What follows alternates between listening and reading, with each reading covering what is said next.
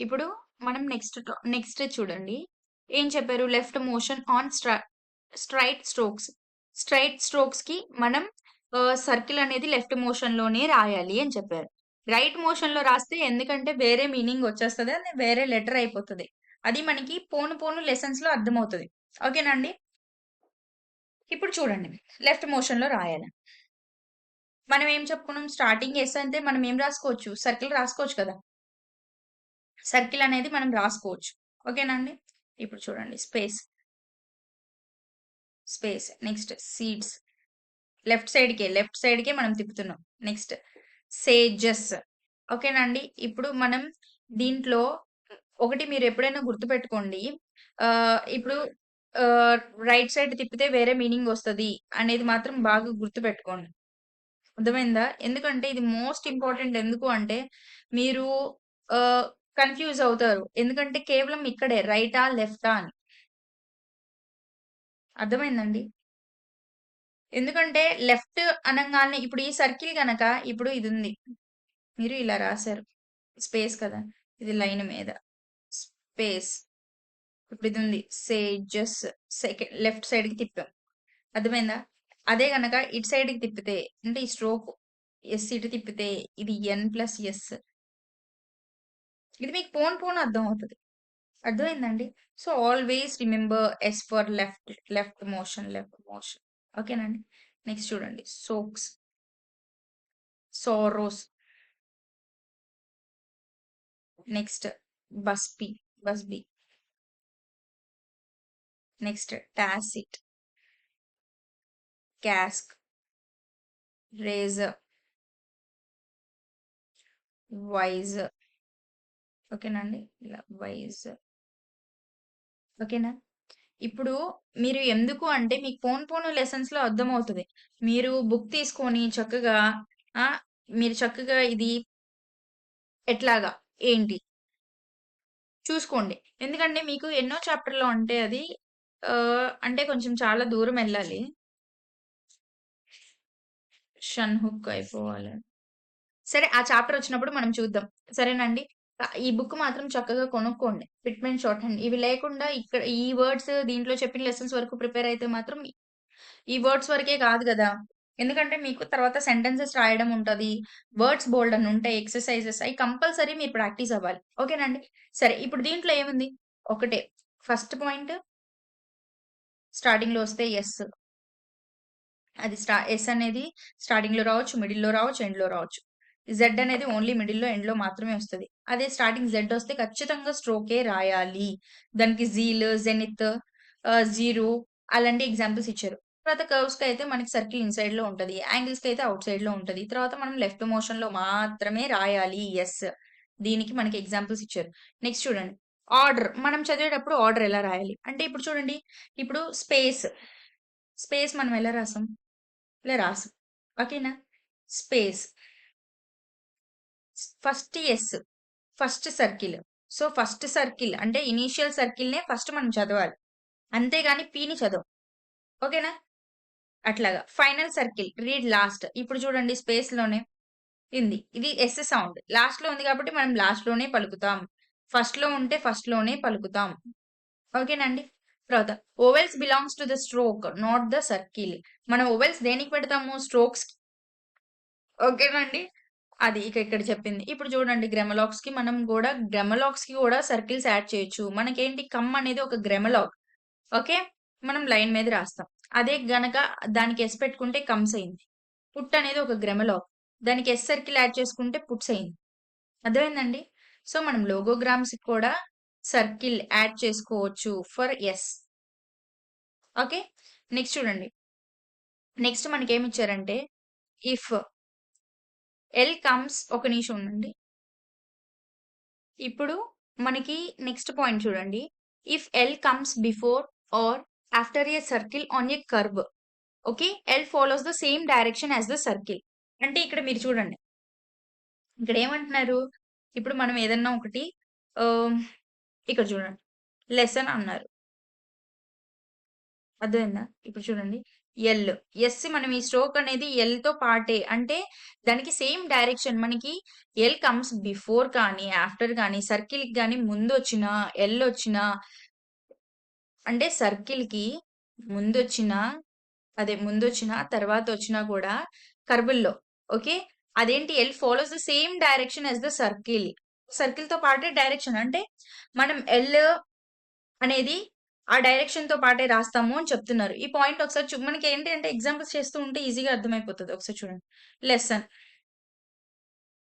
అంటే ఈ సర్కిల్‌తో పాటే అయిపోయింది. నెక్స్ట్ చూడండి. క్యాన్సిల్ సర్కిల్‌తో పాటు ఎల్ డౌన్‌వర్డ్ వచ్చింది.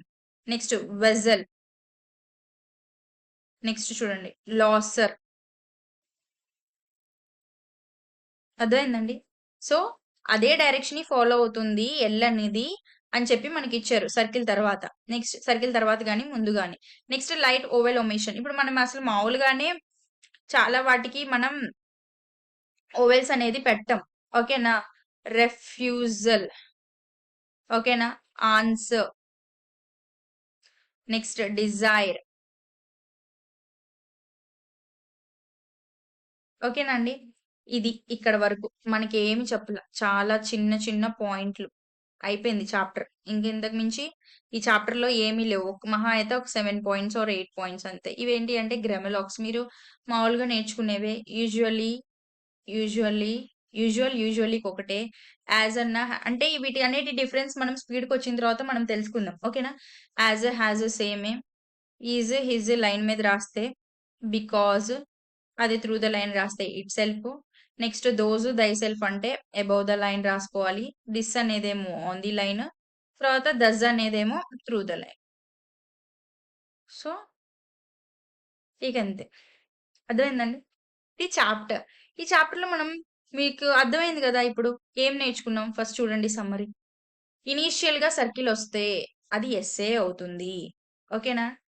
అదే గనక సర్కిల్ అనేది మిడిల్‌లో గాని, ఫైనల్‌లో గాని సర్కిలొస్తే అది ఎస్ అవ్వచ్చు, జెడ్ అవ్వచ్చు. అంటే ఇప్పుడు జెడ్ అనేది ఓన్లీ మిడిల్ ఆర్ ఎండ్. ఈ రెండిట్లో వస్తే ఎస్ అవ్వచ్చు లేదా జెడ్ అవ్వచ్చు. అయితే అదే చెప్పారిక్కడ. Next S must be return. ఎప్పుడు? యెస్ ఎక్కడెక్కడ రాయాలి? కర్వులకైతే ఇన్‌సైడ్ అంటే లోపలికి. అదే గనక యాంగిల్స్ అయితే out side. Left motion to the ఇప్పుడు స్ట్రెయిట్ స్ట్రోక్స్ ఉన్నాయి. Left motion. అదే ఇటైతే రైట్ మోషన్. రైట్ మోషన్ అంటే ఇది మీనింగ్ మారిపోతది. అర్థమైందండి? ఇప్పుడు ఇప్పుడు మనకి తర్వాత వచ్చే లెసన్‌లో మీకు తెలుస్తది. ఇటు సైడ్ వస్తే ఏంటి? అర్థమైందండి? సో, మనం ఆల్‌వేస్ లెఫ్ట్. యెస్ అంటే. ఓకేనా? ఇక ఇదే మనకి చెప్పింది. నెక్స్ట్ చూడండి. Initial circle. ఫస్ట్ సర్కిలొస్తే సర్కిల్‌ని మనం చదవాలి. లాస్టొస్తే లాస్టే చదవాలి. నెక్స్ట్ ఏంటి? L follows the direction of circle on curves. కర్వ్స్‌లో గనక ఎల్ అనే సర్కిలొస్తే కర్వ్స్‌లో అది ఎల్ అనేది దాన్ని ఫాలో అయిపోతది సేమ్ డైరెక్షన్‌లో. ఓకేనా? నెక్స్ట్ చూడండి. Circle can join logograms. లోగోగ్రామ్స్‌లో కూడా మనం సర్కిల్ జాయిన్ చేసుకోవచ్చు. మనకి ఎగ్జాంపుల్ అక్కడ ఏమిచ్చారు? కమ్ ఇచ్చారు. Come, comes, put, puts. ఈ లోగోగ్రామ్స్‌కి మనం ఎస్‌కి బదులుగా మనం ఏం యాడ్ చేసుకున్నాం? సర్కిల్‌ని యాడ్ చేసుకున్నాం. అలా యాడ్ చేసుకోవచ్చు అని చెప్తున్నాను. ఓకేనా అండి? ఇంతే మనకి చెప్పినయి. మహా అయితే ఇప్పుడు 6 పాయింట్స్. ఇదే సమ్మరీ. సమ్మరీ వరకు రాసుకున్నా మీకు ఈ చాప్టర్‌లో క్వెషన్ ఇస్తే మీరు ఈజీగా రాయొచ్చు. అర్థమైందా అండి? This is the lesson. ఇక నెక్స్ట్ ఏదైతే ఉంది ఇప్పుడు ఎక్సర్‌సైజెస్ ఉన్నాయి. ఎక్సర్‌సైజ్ 1 ఎన్ని వర్డ్స్ ఉన్నాయి చూడండి. ఎక్సర్‌సైజ్ 2 ఎన్ని వర్డ్స్ ఉన్నాయి చూడండి. ఎక్సర్‌సైజ్ 3 సెంటెన్సెస్ రాయడం. ఈ సెంటెన్సెస్‌లో మనకి నేర్చుకున్న లోగోగ్రామ్స్, గ్రామర్‌లో ఇవన్నీ అంటే 2 ఒకటే. అవి మనకి బాగా యూజ్ అవుతాయి. సో, ఎలా రాస్తాము, రూల్స్‌ని యూజ్ చేసుకొని వర్డ్స్ ఎలా రాస్తాము అని. సో, నేనింకా ఈ ఎక్సర్‌సైజ్ వర్డ్స్ అనేవి ఎందుకు చెప్పట్లేదంటే, ఇవి మామూలుగా మనం క్లాస్‌లో డిక్టేషన్ చెప్పుకుంటాం గాబట్టి, సో, ఇవేమి అంత అవసరం లేదు. ఫస్ట్ మనకి ఇంపార్టెంట్ ఏంటి రూల్స్. చాప్టర్‌లో రూల్స్ తెలియాలి. రూల్స్ తెలిస్తే ఈ ఎక్సర్‌సైజెస్ అనేవి ప్రాక్టీస్ చేయడం అనేది ఈజీ. బుక్ తీసుకుంటాము. ఒక్కొక్కటి ఇప్పుడు చూడండి. వర్డ్ ఎక్కించుకున్నామా 6 లైన్స్ రాసాం. 6 లైన్స్ రాసేసామా? మళ్ళీ సెకండ్ వర్డ్ ఎక్కించుకుంటాం. 6 లైన్స్. చెప్పాను కదా! 6 లైన్స్ అంటే మీరు పూర్తిగా రాయాలి ఇదంతా. అంతేగాని ఇంతింత గ్యాప్ ఇచ్చుకుంటూ రాయకూడదు. ఓకే. So, practice. షార్ట్ హ్యాండ్‌లో మీరు సక్సెస్ అవ్వడం చాలా ఈజీ. ఎందుకంటే ఎక్కువ టైం పడితే మనకి తక్కువ టైంలో అయిపోతది. అంటే ఎక్కువ ప్రాక్టీస్ చేస్తే తక్కువ టైంలో మనం షార్ట్ హ్యాండ్ క్లియర్ చేసుకోవచ్చు. మినిమమ్ 1 ఇయర్ పడతది. ఎవరికి? Along with their studies. వాళ్ళెవరైతే ఏంటి వాళ్ళ స్టడీస్‌తో పాటుగా నేర్చుకునే వాళ్ళకి కొంచెం టైం ఎక్కువ పడతది. ఎందుకంటే ఒకేసారి ఇప్పుడు నేనున్నాను. డైలీ ఒక్కొక్క చాప్టర్‌లో 8 రూల్స్ లేకపోతే 10 రూల్స్ టపటపా చెప్పేస్తూ ఉంటే అవ్వదు. ఎందుకంటే రూల్స్ గుర్తుంటాయి. నువ్వు ప్రాక్టీస్ చేస్తేనే కదా మనం రాయగలుగుతాం. ఏ వర్డ్ చెప్పినా మనం రాయగలగాలి. సో, మీరు అది ఆలోచించండి. ఒకటి టైం ఎక్కువ పడుతుంది అనేది మాత్రం మీరు ఆలోచించొద్దు. ఎందుకంటే slow and steady wins the race అది గుర్తుపెట్టుకోండి. ఎందుకంటే ఇది ఒక స్కిల్. వేరేది కాదు. ఒక స్కిల్. కొత్తగా మనం ఒక లాంగ్వేజ్ అనేది నేర్చుకుంటున్నాం. కొత్తగా మనం రాయాలి. It takes time. కొంచెం టైం పడతది. అంతేగాని మనకి వన్ డేలో మిరాకిల్ జరగాలంటే జరగదు. ఓకే. ఒక్కొక్కళ్ళకి గ్రాస్పింగ్ పవర్ అనేది వేరేలాగుంటది. కొంతమంది తొందరగా అర్థం చేసుకుంటారు. కొంతమంది ఖచ్చితంగా 2, 3, 4 సార్లు విన్నాక వాళ్ళకి ఖచ్చితంగా అర్థమవుతుంది. అండ్ వాళ్ళెప్పుడు మర్చిపోరు. సో, ఒకటి మైండ్‌లో పెట్టుకోండి. కష్టపడాలి. ఒక టార్గెట్. పెట్టుకున్నామా, కష్టపడ్డామా, జాబ్ కొట్టేసామా, ఎళ్ళిపోయామా. అంతే. ఇంక అంతకు మించి ఆహ్, ఎక్కువగా టైమ్ వేస్ట్ అనేది చేసుకోకండి. ఇది నేను ఇంకొకటి ఏంటి అంటే ఇంటర్‌లో ఉండే పిల్లలకి ఎందుకు నేర్చుకోమని చెప్తున్నానంటే, వాళ్ళకి ఇంటర్ అయిపోయేపాటికి స్కిల్ గనుక వచ్చేస్తే, వాళ్ళకి చక్కగా ఇంటర్ అయిపోంగాల్నే ఓన్లీ ఇంటర్ క్వాలిఫికేషన్‌తో మాత్రమే SSC grade C, grade D notification every year పడతది. Every year. సో, వాళ్ళేంటి అంటే టైర్ 2కి కష్టపడనక్కర్లేదు. ఎందుకంటే ఆల్రెడీ ఒక 2 ఇయర్స్ నుంచి రాస్తూ ఉన్న వాళ్ళకి 80 words per minute, 100 words per minute అనేది క్వాలిఫై అవ్వడం పెద్ద విషయం అయితే ఏమీ కాదు.